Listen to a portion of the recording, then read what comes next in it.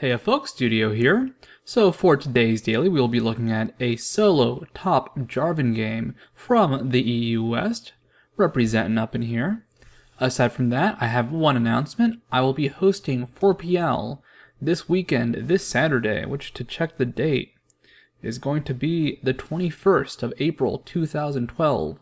I will be hosting it with Panky, who is a cool dude, and it is so much fun to cast this, even though for us Americans it is at 7 a.m. Pacific Daylight Time. And I am so bad at 7 a.m. But I will be awake, I will be energized, I will be ready to cast because it is so much fun. And aside from that, I am good to go. Let's jump into this replay. So first things first, let's see who's playing who. We got Plasma on Jarvan the 4th. We also have Millennium Titus on Scion, a very good player. Jake the Rippe on Ashe. Shane E on Nocturne. Lecker Gano on Soraka. Smiles Lol on Corki. White Knight 108 on Renekton. Bois on Twisted Fate. M4RCU2 on Janna. Beneist on Maokai. And that is an awful name. So this game will have top team, which is a team we are currently playing on and rooting for. They will be called the home team. The enemy team will be called the away team. And that or enemy team, or our team, just to make sure there's no confusion. Also, here we are. We're going to get that 4th health potion. It's 140. You walk out as far as you can while still being in the shop interface. I'm not sure about the exact location. You'll have time to figure it out. You buy that health potion and you walk towards top with an extra pot. Always do it if you can. You can only do it with a boot start, I believe. But if you have that 20 gold and you're going top lane, it works. Does not work for the other lanes. So Jarvan has a very big advantage. I want to see if you can see it. If you can watch that thing he's doing that other melees can't do quite as well. But no, Jarvan goes for a lot of harass at this point. And this is because he has an advantage. Renekton doesn't have all of his skills yet, so he really can't punish it. And the advantage Jarvan has is that range. He's 175 range, most melees are 125. So if you ever felt Jarvan got an auto attack you shouldn't have hit, or he shouldn't have hit, guess what? He's got more range. He can't hit it. So it's not infallible though. As you can see, Renekton is getting damage off. He did get his W off on Jarvan. Now, how does this lane work? How do you do stuff as Jarvan? Well, right now he's level 2. He has his combo. Renekton does not have the engage for his combo. He only has Q and W. So this is how the Jarvan combo works. You flag, you Q, they're knocked up. When they're knocked up in the air, you auto attack, you back off. The reason for this is Jarvan is not a particularly sustained damage. Most of his damage is actually burst, and it's kind of weird because you don't really think about it because he is a bruiser. But look at his skills. He has his Q and his E, which aren't sustained. The E does provide attack speed at least. His passive will reduce an enemy's HP by 6, 8, or 10% if they have not been hit within 6 seconds. So you do the combo, you back up, and you get the auto attack off. You've used all of your skills essentially. He does not level up the W because it does not really help for anything but chasing. And Jarvan already has a lot of strength in that. So he just wants to do it for, the harass and the damage, which is going to be flag and Q, and the flag also provides armor to survive against Renekton's scary Renektonness. So look how Plasma just loves to pressure. The big problem is he doesn't have mana. Jarvan is still a mana character. That combo is 100 mana. It's about 55 mana right now for his Q, so he's got to be very conservative and consistent with how he uses it. If he goes ahead and just blows all of his mana very quickly and doesn't do enough damage, Renekton's just going to heal up and kill him, or zone him out. So he's got to be very careful. He's got to make sure he doesn't run himself dry and leave Renekton in a position of power. But watch the minimap right now. We can see Nocturne and Scion coming right up. And Plasma just does not have the reaction to it. I think he was too focused on the top lane. It happens. This isn't 5s, so there was no voice communication saying, gank him! Gank him! Which all teammates sound like, by the way. So, that happened. It's unfortunate, but you know what? The gank did let Jarvan get some free farm, and let's see if that backing was worth it. So Renekton lost 2 creeps already. 4 creeps died for Renekton. How many creeps will die for Jarvan? 1, 2, 3. And he misses 3 CS and he misses a 4th one just because, well, he didn't get it. So overall, not the best time to go back. You want to go back when you'll minimize the CS loss and maximize their CS loss. But it happens. So he always goes for early damage, because if you look at his damage, it's actually really high. He gets quite a bit of damage on Renekton, and Renekton really can't punish it without putting himself in a bad position.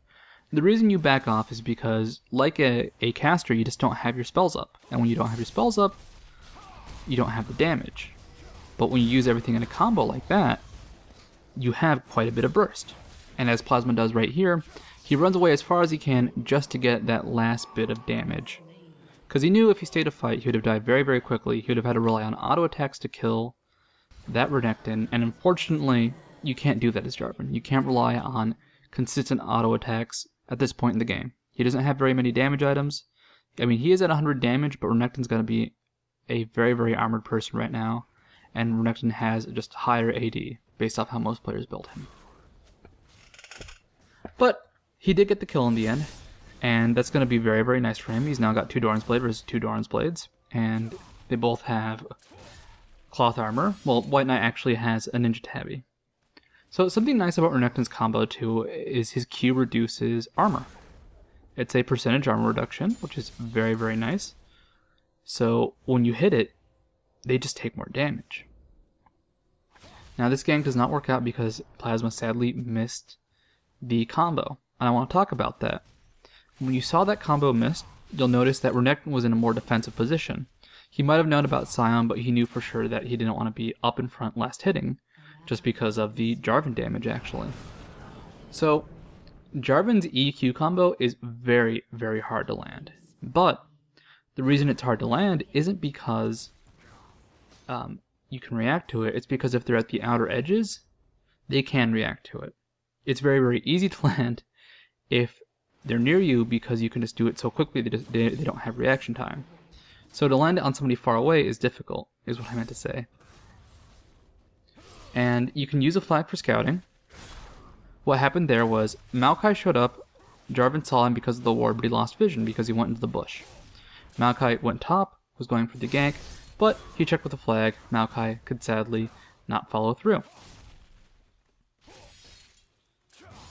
So this is just a very, very, very poke-based game. And Jarvan's doing his thing.